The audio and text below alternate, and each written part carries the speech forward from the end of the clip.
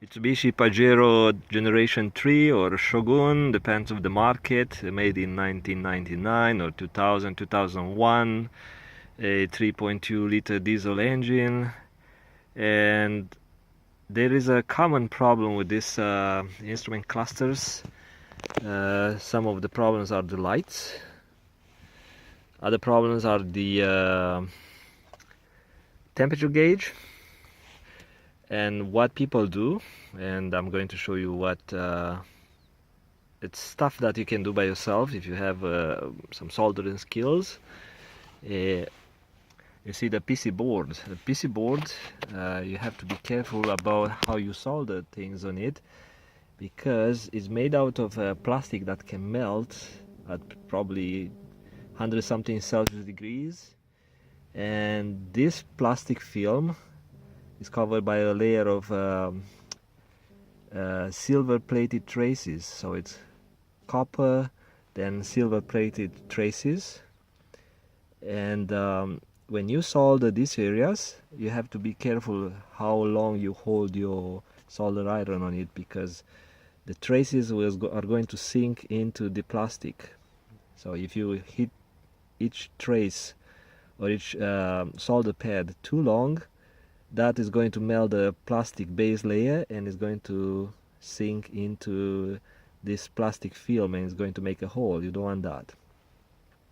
So these instrument gauges, because are heavy, there is vibration. Sometimes the trace pad is getting a crack right here, or is breaking or something. So you just have to scrape the cover, the insulation, the paint, scrape it with some X-Acto knife or something like that, and extend it with a wire. You can do that or just extend it with a solder, but probably if you extend it with a wire, and if you really want to do it better, you trace the copper trace wherever it goes. So if it goes here, probably it's not a good idea to install a jumper wire, but if it's, let's say, the common one, the common lead, which is a positive, if it goes to another instrument cluster, you can just install a jumper. And another thing you can do is check the bulbs. Then you see these contacts in here are silver plated, and they tend to kind of get some oxidation. You can use some isopropyl alcohol and clean it with Q-tip.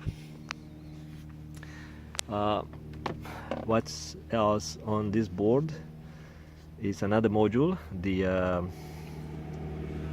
speed and mileage circuit.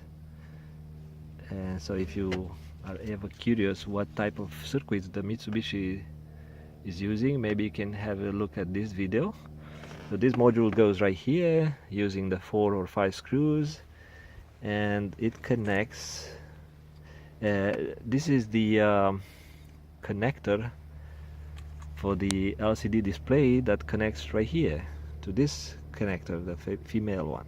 So when you put things back together, you make sure you don't push too hard, you don't bend these pins.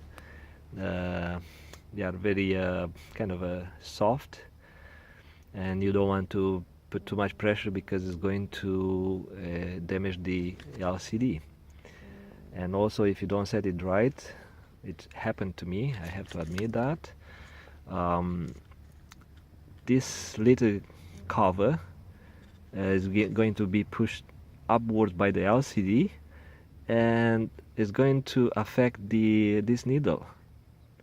So what I did, I did not install it right. It was dark when I did some work on the truck, and the LCD was pushed upwards about maybe 2 millimeters, but was just enough to make this needle get stuck in some areas.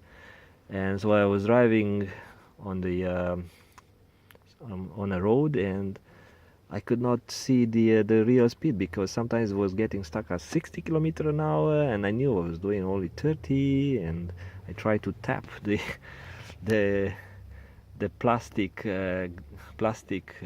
cover to get it unstuck, so it was annoying. So I had to take it apart.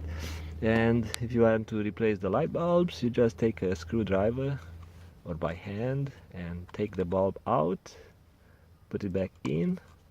So that's in easy. So what I'm going to do is to try to replace those light bulbs with LEDs, and LEDs with a resistor built in, but that's a future project. So I thought to show you what's behind the the whole thing in here. And the mating connectors into the dashboard, so it's behind the steering wheel, of course. Mating connectors, you may want to spray with a contact cleaner if you want to do a better job.